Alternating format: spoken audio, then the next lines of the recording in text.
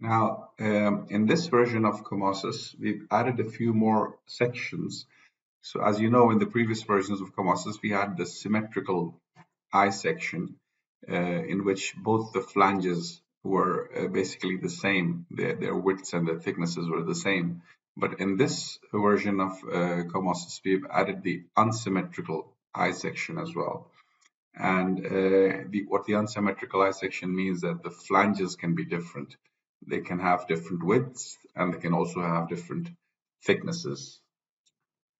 Now, you can add these sections into your database from the Tools menu. If you go to the Profiles database, you can say Create New Profile, and you have this asymmetric I profiles now. And you can just click on that and you can say Next and give the values, and Comosys will calculate the rest. But you could also now enter these sections directly without adding them to the database by using this notation over here, the parametric notation, which already you're familiar with. It starts with this at, and the difference is that it starts with, instead of I, it starts with IA, which means asymmetric I sections.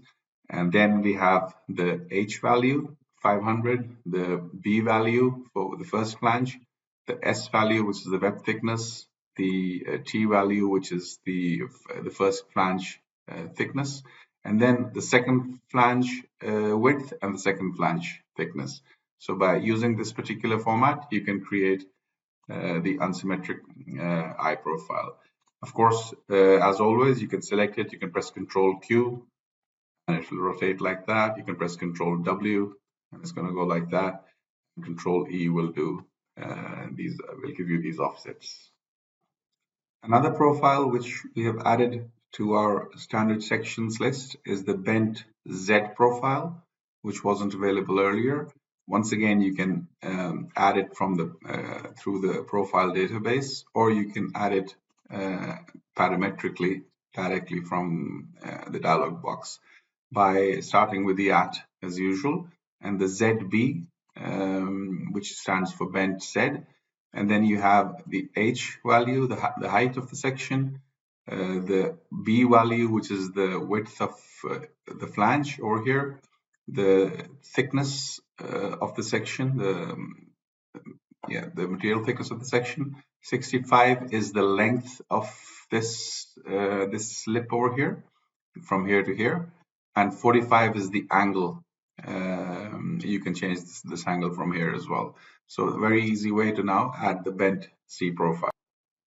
Another profile which we've added is the asymmetric Z profile, in which the flange widths are not the same. So the thickness remains constant all along, of course, because it's the same sheet being bent, but the width of the flange at one point can be different from the other point. And once again, you can add it through the database, or you could just enter it parametrically by saying, starting off with ZA, which means asymmetric Z, and then the height, and then this is the first flange width, then the thickness of the sheet. 65 is basically the slip length, and 200 is the width of the second flange. Now, as you can see, this being an asymmetric section, the center is not where the vertical web is, and you can, as usual, select it and press Control Q to rotate it, Control W to take it to the left or right, or Control E to take it to the top and bottom or the middle. Those are always available, but the standard middle orientation doesn't pass through the geometric center of the section. Another section which we've added is the sigma section. Once again, you can add it through the profile database, or you could enter it directly on the screen by using the parametric section. You start off with the at, and then you write SIG, it stands for sigma, and 500 is basically the height of the section, 200 is the width of the flange, 12 is the thickness of the sheet, which is going to be bent, 45 is the lip length over here, and 170 at the end. This height is 100, and the horizontal distance over here is this 70, which you need to enter like that. So by using this parametric configuration, you can enter any sigma profile which you want. Another section which we've added in this version is the unsymmetrical concrete I section with sloped flanges. And you can, just like the other sections, once again, your Control Q, Control W, Control E shortcuts, they all work. And the way to enter this section is obviously, once again, either through the profiles database, you can add it through the profile database, or you could just double click on an existing section and enter the parametric name for this section. Now, the parametric name starts with the @ symbol, as you know, and it's followed by the capital letters of I and C, I being the section shape and C referring to concrete. And then you've got several variables, as you can see. These are pretty self-explanatory. The first one is the height. The 1500 you see is the height of the section, the total height of the section in millimeters. The second one is B1, which is basically the width. This one, this 1200, which you see over there, is the width of the top flange. And then there is it's followed by S, which is this 200 is the S, which is the thickness of the web, and that's followed by T1. This 200 is T1, which is basically the smaller of the thicknesses of the top flange. So it's not this thickness over here, but the thickness towards the end. 700 is B2, which is the bottom flange width. 200 once again being this thickness. And then you've got these two slopes, 0.35 into 0.35, the top slope and the bottom slope. This is basically the slope of this line. When you go 1 in this direction, how much do you go up? So when you go 1, you go 0.35 up. You can change these numbers and they'll give you different slopes. And of course, as you know, you can very easily, using either the surface macro or the manual commands for entering rebars, you can very quickly and very easily create rebars along this section and create your stirrups or basically any kind of reinforcement which you want. So a handy new section to have, and it's included with this particular version. Now, the fitting command in Comosys existed before this version as well, but we've improved it. As you know, the fitting command lies under the cut menu over here. This is fitting by a surface, and then we have fitting with 2 points. I'm going to show both of them. We've improved them. That previously you used to be able to fit one object at a time, but now what you can do is, let's say, for example, you've got these several elements, several frames which need to be fitted to the bottom of this slab, for example. You could just select all of them and go to your fitting command and click on it, and it's gonna normally it would ask for an element and then a surface, but if you already have several elements selected, it's going to directly ask for a surface. And the moment you click on that surface, immediately, as you can see, all of those elements have been extended and those fittings have been created. Those elements have been, so previously it was like, let me undo that. It was like this, and you just need to just select them, go in there, select your fitting, show a surface, and it is, the fittings are created. Now, the same command under the cut menu also exists in this other form in which you don't select a surface, but you select 2 points for a fitting.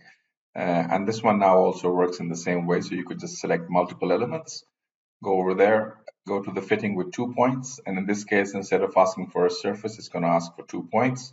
So let me just go select from there to there, for example. And immediately those elements are extended and the fittings are created. As you know, the fittings have this variable, this handle, which you can then, if I wanted to give it a fitting of 20 millimeters, I can give it a further offset as well from that point.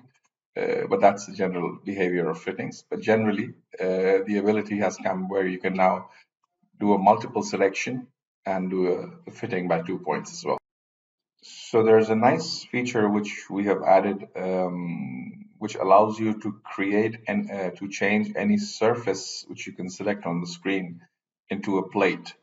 So although, for example, with tapered members, you could already actually convert a tapered beam into plates by using this command over here, tapered profile to plates, which would just allow you to just convert them into 3 individual plates. But let me undo that. So we have the profile again, but when we now have the command where you can basically just individually select a surface, this one over here, create plate on a surface. And just by selecting a surface, a plate will be created over there. And you can select another surface, and then you can select another surface. Let's say you want to select it from here. You press Control, you get the back one. You can create a plate over there, and then you can offset those plates to get them where you want. You could use it. You could use this command in more complicated situations. For example, if you wanted to create a cylindrical bent plate, you could just go in there and say, I want to create a plate on these surfaces. Let's say like that, and like that, and like that. Along any shape, basically any solid which you could import or create over here, and then you could easily, using the cylindrical bent plate command, you could easily join them together by just clicking on the plates individually. For example, you could do something like this. You could say this one, and then go in again, this one and this one, like that, and then this one and this one, like that. You could just join them all together and create your bent plate like that, and then you could get your 2D drawing, the unfolded 2D drawing directly like that. So a very useful feature to have, which basically converts any surface into a plate. One very nice feature which we've added in this version is to do with the creation of these closed polygons. As you know, these closed polygons are used extensively when you're creating, for example, extrusions or surface of revolution or things like that. And you basically create a closed polygon and some inner loops if you want some inner holes by selecting points on the screen. Now, when, so for example, you would go to the polygon command and maybe create let's just create a simple square like that. And once you've done with that, you could go to your extrusion command over there, select the polygon, and then select the extrusion path, and your extrusion would be ready. Now, of course, the creation of a simple square doesn't take a lot of time, but when you're dealing with more complicated shapes, like, for example, a retaining wall or a retaining wall with a wedge over here, or maybe some hole in the middle, or some other complicated shape, then the creation of the initial polygon can be time consuming. So let me just undo that, this shape over here. And the feature which we've added now is that you can create these shapes once and save them away in a library. So for example, if you once you've created a shape, you can double click on that, for example, and go to, we've added this tab over here called the polygon tab, which wasn't there before. And inside over here, you can save away any shape. In this case, it's a rectangle, but you could create more complex shapes. And you could save them away as presets like that. And you can create as many presets as you want. And then whenever you want to recall them, you could just, so for example, if I wanted to, I could just I created a simple square over here. I could double click on that, go to my polygon and say, oh, I don't want to use the square. I just want to use my ribbed retaining wall, for example. And the moment I say load, a ribbed retaining wall which has got a rib over here, is created as well. I could just go in there and say, no, I wanted the simple retaining wall, and I could just go like that, and it's a simple retaining wall now. Or I could have a simple retaining wall with a hole inside it, and if I say load, then it's got a retaining wall with a hole inside. So you could create as many shapes and save them away. in this way. And what that would allow you is to then use those saved away shapes, and then you could modify them. For example, if let's say the real shape which you encounter, let me go in and make this into a simple retaining wall, say load, and then when you're actually using it, maybe the particular wall which you're using has got a different dimension instead of 200, like that. And all you would really need to do is just move this edge and just this edge over there, like that, and press Control and select this one. And then you would all need to do maybe make it 250. So add another 50 to that, 300, and a little modification to the shape which you've already defined in your database, and then you can just use it to extrude in that direction, or along some other path.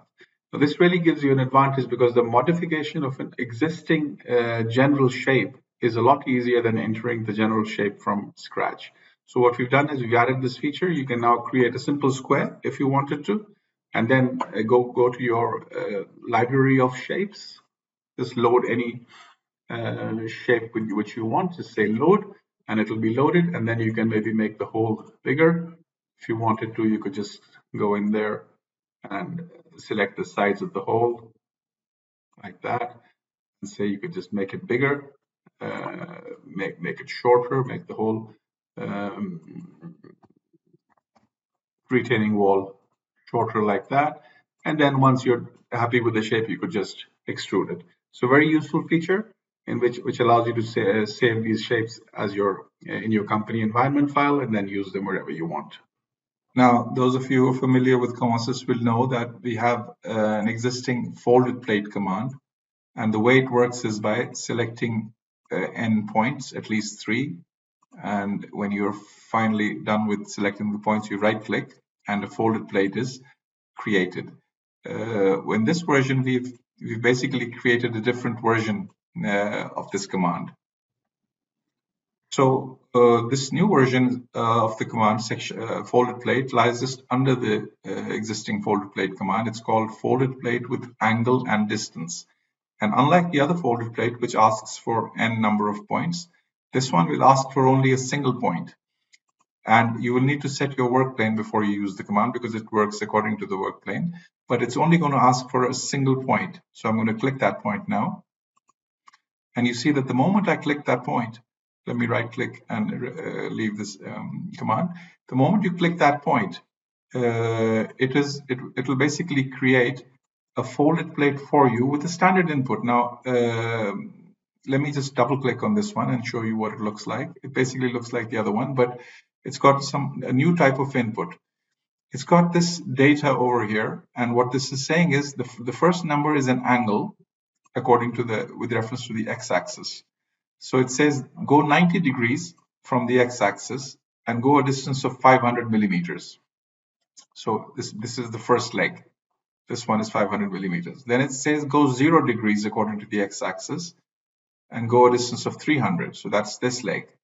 And then it says go 45 degrees according to the x-axis and go a distance of 500 millimeters. So if I were to now continue this, for example, and say go 0 degrees, and go another 250 millimeters, say apply, you'll see that a leg is added to that. Now, this idea is quite useful, because what this allows you now is to save this away as macro presets very easily. And once you save it away as macro presets, you can quickly recall many shapes which you have created. These could be the treads of staircases, for example. So, for instance, this case which you're seeing on the screen, this is just a few random numbers just to create a shape. But if I had saved away my presets, if I were to go in and recall a preset of type 1, it could be a stair tread, which saves away all the numbers required, and I just say load and I say apply. You can see that immediately it has created a step for me, which was saved away as type 1. And this one, it starts from this point. So let's see the numbers. the numbers go 90 degrees, which means vertical, and then go a distance of 50, then go 0 degrees 200, and then 45 degrees 50. But if you notice, there's also this option of an anchoring point. So normally but the anchoring point is the first point, which means the starting point, and which would bring it in like this. But if I put anchoring point is 2, what that would mean is that although I'm defining the folded plate from this point, which I have to, but when I'm selecting the point, anchor it around the second point. So that makes my job easier because I'm going to select this point on the stringer. Furthermore, I can give it a further offset of say minus 30 millimeters in the X direction. And that's going to first anchor it according to the second point and then give it a shift as well. So this will really make my job a lot easier as far as creating the tread is concerned. I could, like I said, go back to this one and create another type 2, for example, just say load, say apply. And this one is a different tread in which the angle is not 45 degrees, but 90 degrees on both sides. Or I could choose type 3, for example, say load and say apply. And in this one, it's a different tread altogether because we have these little, this is how the folded plate has been defined. So this basically allows us to very quickly define many presets, many different type of treads, for example. That's one usage. You could have other usages. Anything which you do with folded plates like eaves, beams, or anything with sheet metal, which you do. You could give it a usage. You could call this a checkered plate or something else. You give it a material. You could give it a color, for example, and then save it away. And then your plate will be saved away. And then every time you want to use it, so for example, let's just recall type 1 type 1, let's say load, let's say apply, and then let's say set as default. Okay, and now you can basically go in again to the same command and just basically click on the points where you want the tread, or you could just copy the tread, obviously. But very easily, your all different types of treads would be created. So this is a very useful command. It's basically the same as the folded plate command, but it's very useful because it's a different form of input. It's a different style of input, which really makes your life a lot easier. It basically allows you to give angles and distances, and you can create any definition, save it away with a name, and then just recall it. Give it an offset from the original definition, give it an anchor point, and you're basically good to go. Now, one of the macros which we've improved in this version is the ladder macro. As you know, you can just click on the icon and click on a point, and you get your ladder, as you can see on the screen. As you can see, this is the style which was supported previously as well. You've got your cages like this. This is what it looks like from the side. But what we've done with this version is we've added a different style. So if you click on M, enter, as usual, we see that we now have this cage style option, and the default was the one which we already had. And now if we choose style 2, we get this new style in which you have an expanded cage at the bottom. So let's just apply that and see what happens. So this is what it looks like. And this is a different style to the one which we had. So what this leads to is also a different style of these vertical plates, which can then be previously these vertical plates would just come down straight, but now they have to be open, and you have the option to make it one continuous plate from here, which will be a folded plate like this, or break the vertical plates and then have a separate plate like that. Obviously, the input also changes. Once you choose the style 2, then you can have your cage thicknesses over here. First of all, you have the location of the first cage. You can enter that number over here, and then you have the location where the ladder broadens to open up. And over here, you've got the thickness of the cage. You got separate inputs for the middle cages, for the bottom cage, and for the top cage. And you also have input for the vertical strips over here. You can enter the number of cages because you have this distance, and then you also have the distance where it broadens, so this distance is known. And then you can decide how many cages you want to put between that area by entering a number over here and a number over here for how many cages you want to put at the top. Once again, you can choose the options for exit to the left, exit to the right, exit on the front. What we've also done is the ability now, previously it only supported the angle profile. Now what we've done is we've added the ability to use either angles as the vertical columns, or channels, or even just plain flat plates. These three options have been added, so you can choose those as your vertical profiles. Previously, the only thing which was supported was the angles. So this is a new option which will allow you to create vertical ladders a lot more easily when this is the style which you prefer. Now, one of the things which is done very differently in every part of the world are the handrails. So we have a handrail macro, and it's quite powerful and it's quite flexible in many ways, but it has its limitations. And some of the limitations are the kinds of profiles you can use as the post. So there's there's to do a full proper handrail, the angle and the pipe options are supported primarily. And although you can have any other profile, but generally the connections will not then be made properly. It's basically supports for the angle and the profile. And when it comes to side connections, there's only one option of a side plate kind of a connection. Similarly, there are limited options for what you can do at the ends with the pipes. I mean, there's this one option which you see on the screen, and that's basically it. So you're limited with the profiles you can use. You're limited with the connections which you can use. So there are certain inbuilt limitations in the current handrail macro. Now, in this version, what we've done is we've started developing, and it's gotten to a pretty decent stage at the moment. We've started developing the modular handrail macro.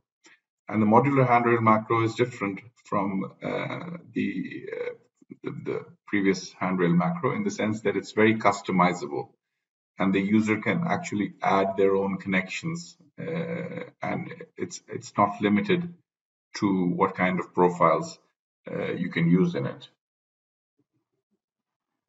So the way you use it is you basically just click on it, and then you just select 2 points, point 1 and point 2, and it's going to find the beam under that point. You don't need to select the beam. If there's a beam or there are multiple beams under that point, it's going to find it, and it's going to create a handrail for you by default.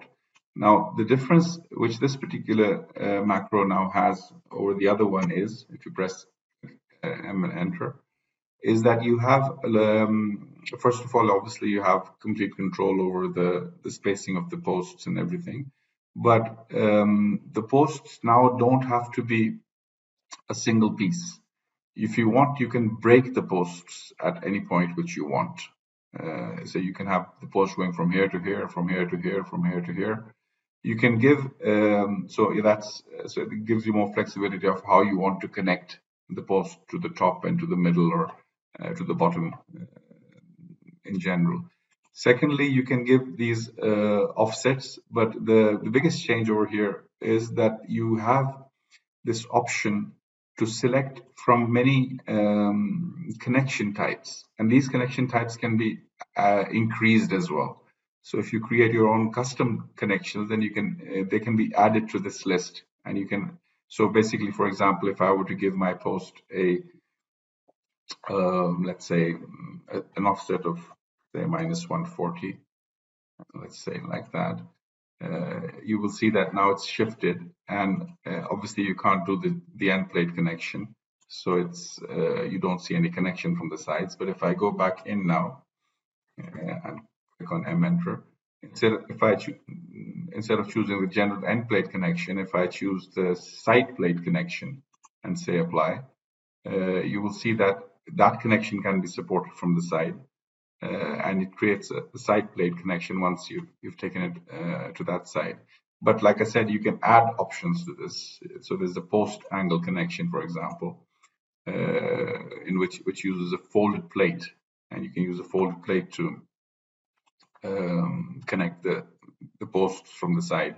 Or you could use a post elbow connection, for example,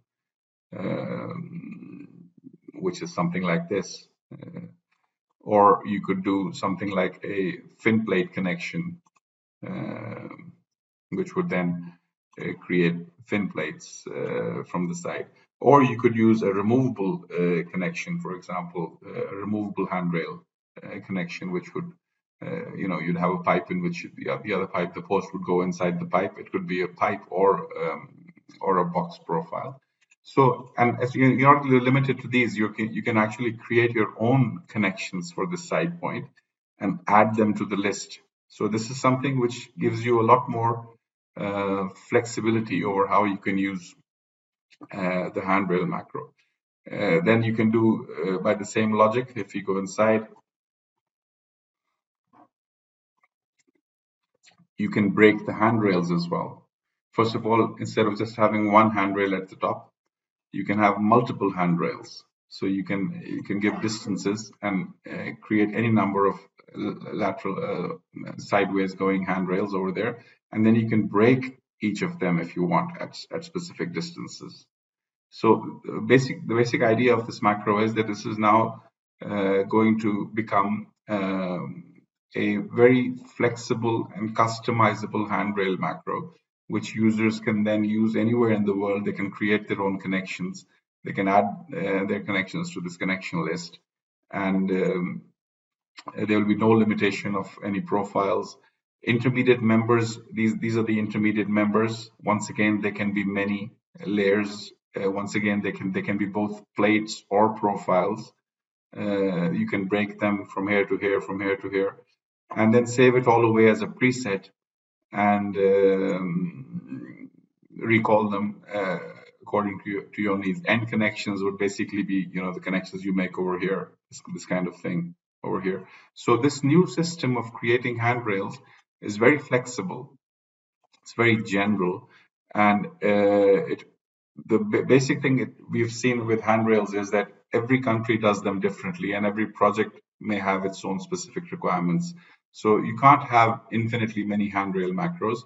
What you need to do is create a handrail macro which is very customizable and very extensible, very extendable.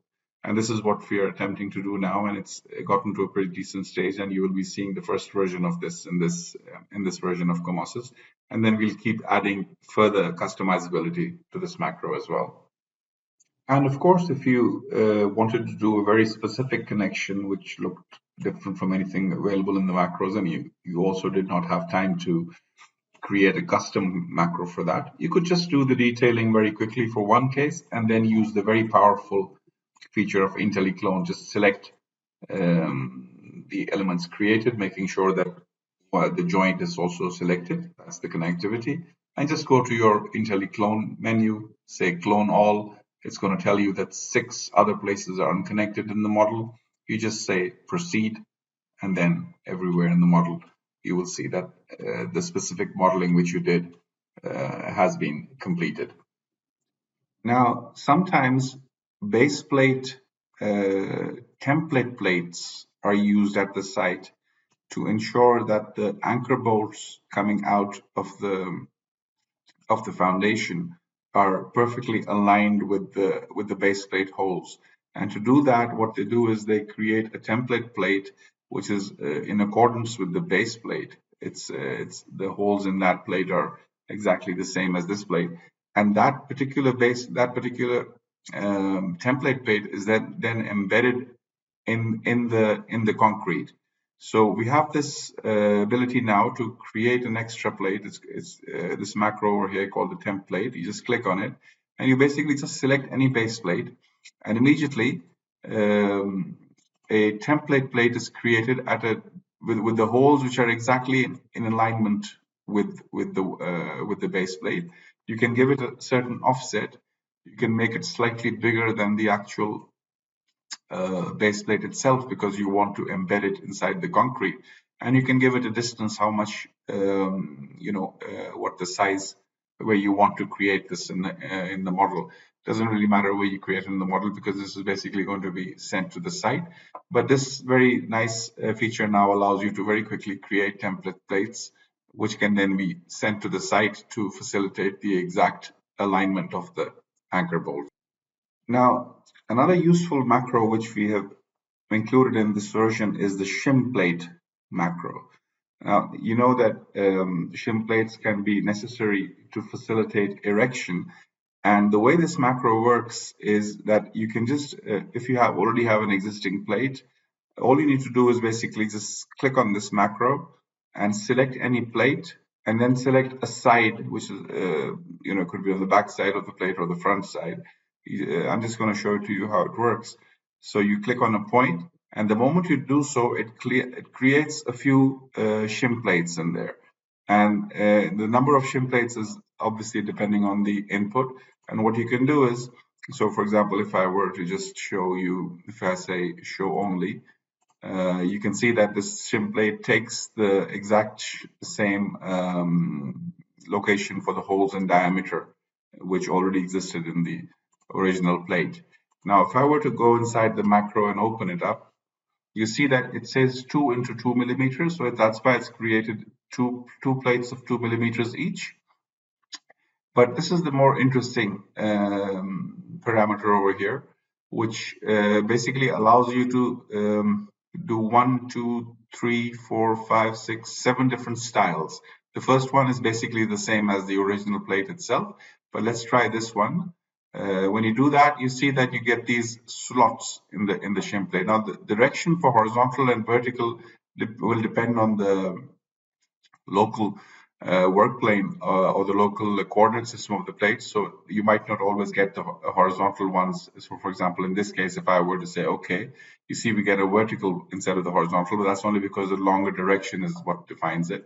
If I were to just select it and say show only, then you get a slot basically, and you can reverse this, go back into the macro. So it says horizontal slots. But then you have the option of horizontal slots reversed. And if you do that, then it's the other way around, like that. If you show it only, basically to bring it from the top. And if I go back in, the other option would then be vertical slots finger, like that, or the vertical slots reversed, like that. And in this case, let's just go in and see what it looks like. So this is what it looks like. Now, the final option inside would be related to separate horizontal vertical. So let's do the separate vertical slots. In that case, you see that it's going to break the plate actually into 2 plates. So I'm going to select those like that and say show only.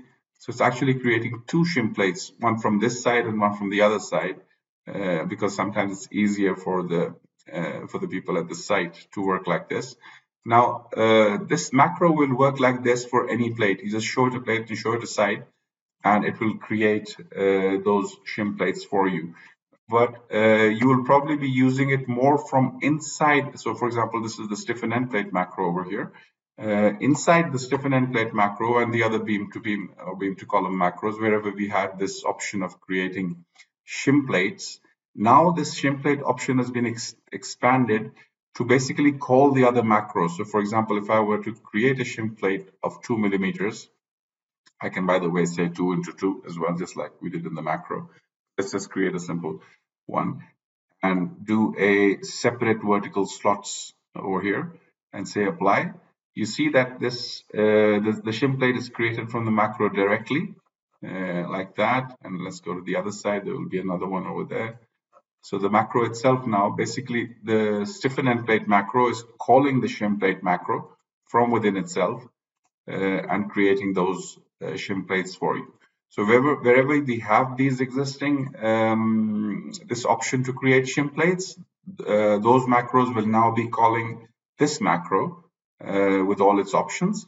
But wherever it doesn't exist or you want to create shim plates manually, you can just use this macro directly as well. Now, one macro which was being requested by our customers was the staircase macro. Although we have all the tools to create staircases, but our customers wanted an even easier way of doing it. So in this version, we are providing the first version of the staircase macro, and it's very easy to use. You just click on it.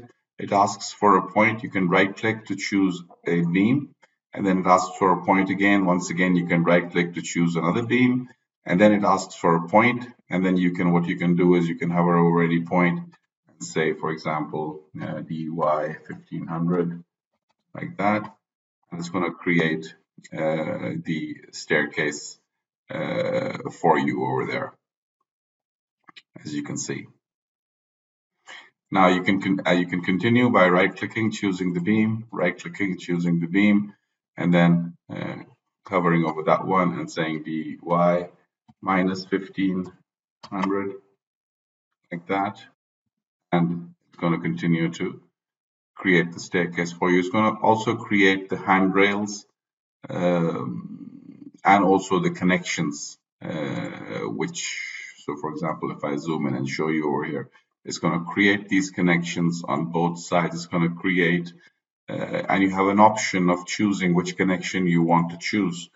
So for example, right now it's creating the beam-to-beam end plate connection, but you can choose, if you go inside the macro, you can choose any one of the connections from the beam-to-beam end plate, or the stiffened end plate, or the fin plate, or the angle plate, or a general end plate.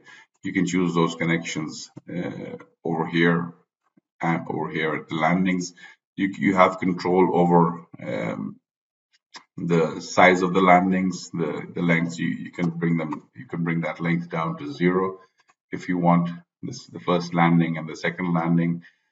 You could directly, if you have a 0, when you don't have a landing and you're directly coming out of a beam, you can give an offset of how much you want to shift that beam.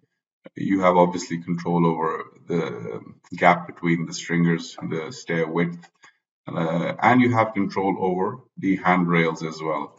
And so 3 individual handrails will be created, and once they're done, and these are created using the modular handrails, so they're very much customizable. You can go inside and you can change these settings according to your liking, or initially when you're calling it, you can call it with a particular preset as well. So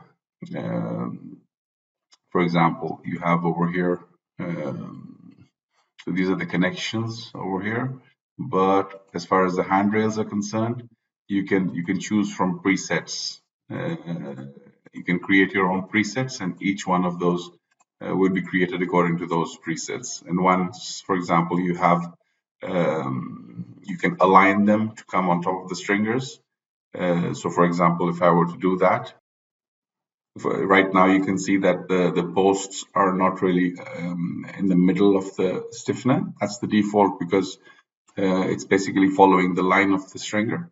But you could go inside your handrail macro and just give a little offset over there, and when you bring it to the middle of the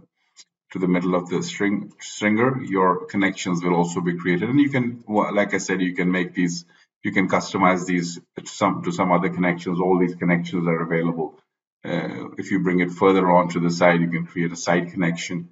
And so it's very flexible. It also gives you control over the stringer holes macro, for example. So this one is calling the stringer holes macro, so you can see what kind of steps are going to be created, whether it's going to be grating or checkered plate, or you can give the details of that connection as well. So very customizable. You have control over the handrails, you have control over the treads, you have control over the landings, and you can very quickly, like I said, just by selecting points, you can go up your staircase. So very convenient way now in this version to create your staircases along with handrails and treads very easily. Now, in Comosys, there are 2 ways to create assemblies. And the primary way to create an assembly is to create a weld between objects. So when you weld two objects to each other, they become an assembly. Now this, what you're seeing on the screen right now, does not have any weld in it. So if I were to select this beam and right click and say select assembly, only the beam is selected. This plate, only the plate. This plate is also separate. There's no welding connection. The other way to make something an assembly is through the use of workshop bolts. Workshop bolts will also bind two objects together to form an assembly. Now, in this version, we are introducing a third way of creating and modifying assemblies. So, for example, right now there's no assembly. These elements, these plates and bolts, and these plates and these profiles are not making an assembly. But we are introducing a new way in which you just select any number of elements on the screen, and you right-click, and you go to this new menu over here called the assembly menu, and you say Make Assembly. And when you do that, without having the need to create individual welds between all these objects, you will have created an assembly. So for example, if I were to now select this beam and say select assembly, you can see that it is now an assembly. Once you've created the assembly, you can of course modify it. So for example, if I were to select these two plates and right click and say go to the assembly menu and say remove the selected from the assembly. If I do that, then now if I go back into my assembly command, you will see that those two stiffeners are not selected because they were removed from the assembly. I can once again go and remove these end plates as well, or let's just remove the entire haunch from the right hand side. Right click and say assembly, remove the selected from the assembly. Now if I were to add say select assembly, only the main beam and without the stiffener because that was removed earlier, and this right hand side is you can see it's part of the assembly.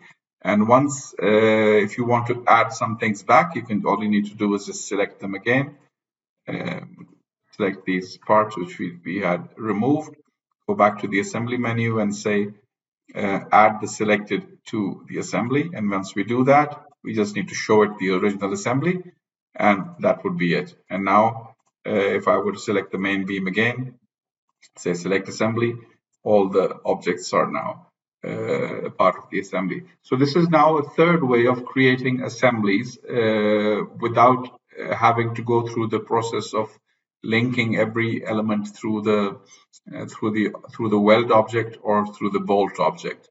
And another capability which comes with this version is that previously we were unable to create welds or create this assembly connection between rebars. And now it is possible in this version. You can actually include rebars in your selection, and those rebars will also become part of the assembly. And finally, we come to the end. That's all from me today. I hope you liked what you saw. Please don't hesitate to contact us if you want any information. You can contact us directly or our resellers, depending on the region you belong to. As I had mentioned at the start, there will be some surprises for some lucky customers. We will contact you if you are one of those. Thank you for attending, and now we'll move on to the question and answer session.